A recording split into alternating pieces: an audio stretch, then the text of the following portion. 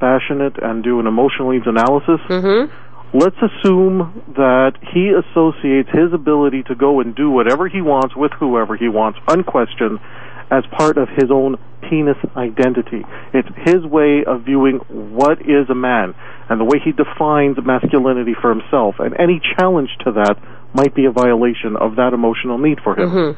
His acting violent might be a way for him to reestablish his, or for lack of a better term, addressing his own emotional need through violence, which, for the record, I don't condone at all. Of course. So that might be an example. So we have to talk about these. There's a healthy way to address the needs, and there's an unhealthy way. But we have to be able to identify, and maybe we could talk about coming up the different categories of needs, the kinds of needs that we should all be aware of as men and as women, so that we get a better understanding. My guest, Frank B. Kermit, the author of The Eye of the Seductress, a workbook for women to learn about the emotional needs of men. Just give us your website, Frank. The website is www.franktalks, that's Frank Talks with an S.com. Okay, great. Thanks, Frank. We'll be right back with Frank Kermit right here on Passion, on Montreal's News Talk leader, CJAD 800. Frank Talks is sponsored in part by The Eye of the Seductress, Volume 1, a workbook for women to learn about the emotional needs of men. This book is designed to teach women how to seduce men into making a commitment. By learning about the emotional needs of men, a woman will learn what makes even the most notorious players, pimps, and high-value men and quality male leaders commit to one particular woman. From the desk of Frank B. Kermit, the seduction relationship expert, this book is also a great resource for men to learn how to judge the value of a woman, to know if she is worthy of everything he has to offer. The Eye of the Seductress. Buy this book now at franktalks.com.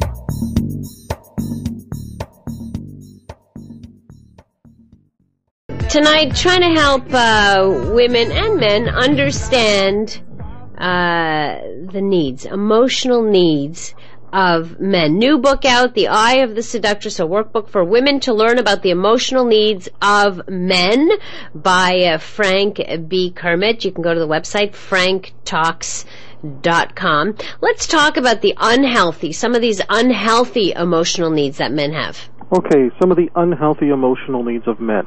Let's start off with fear of intimacy. Oh, that's a good one. It comes from the pain of being vulnerable. Now, this is not the fear of sex, which is something that's completely different. Right. We're talking about the fear of letting someone get so close that if they reject you, or if they do something to violate your emotional needs, in other words, maybe they they hurt your reputation in some way, that pain runs so deep, it's just easier for some men not to get involved in any sort of intimacy with a woman. So they'll still have sex with you.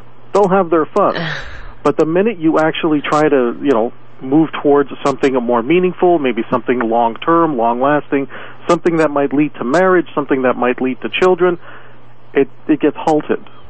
Right. And it's expressed in many different ways, too. I can tell you from a sex therapist point of view, often this fear of intimacy shows up in inability to ejaculate with women.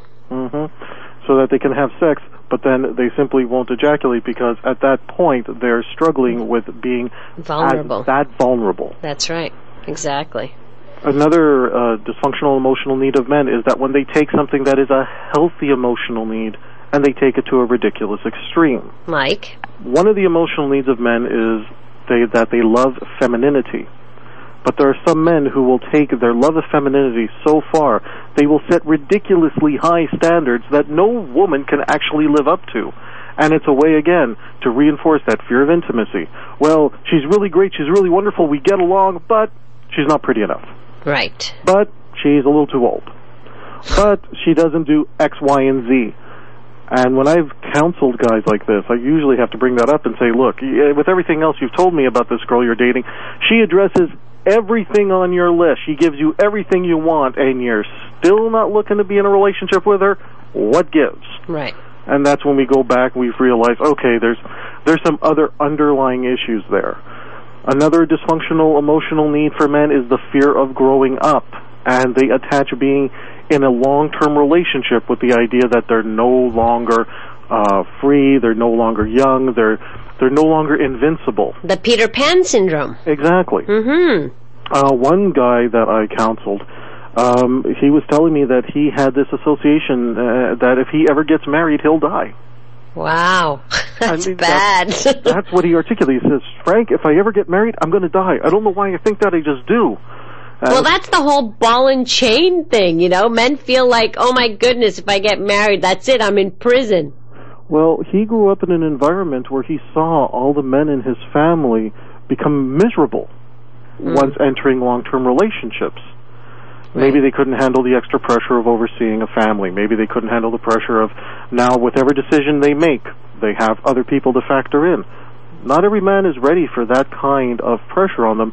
And unfortunately, when you're dealing with a man-child, somebody who's not prepared to grow up and be mature, I think this is going to be a growing problem in our future.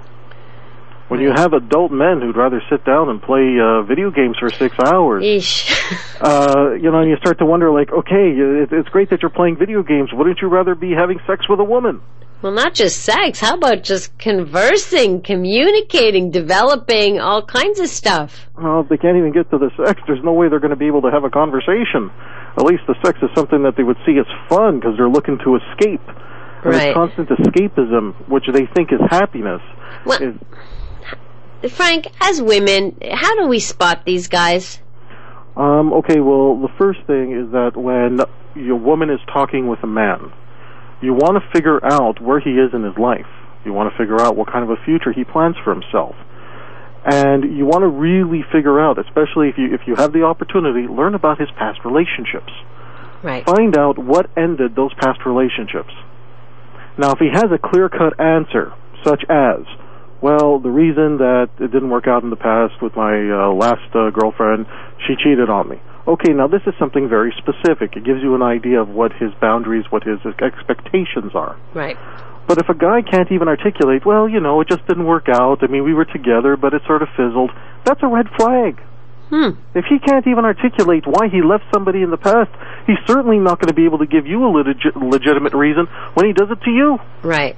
You know what I find is that I'll ask women, I'll say, well, did you find out why, you know, what was the reason for his divorce? What was the reason for the breakup? And they'll often like, oh, I don't want to ask. It may be too soon. I don't want to insult him. I don't want to push him. I don't want to seem too pushy. But it's their life on the line here. Why are they continuing this and taking a risk?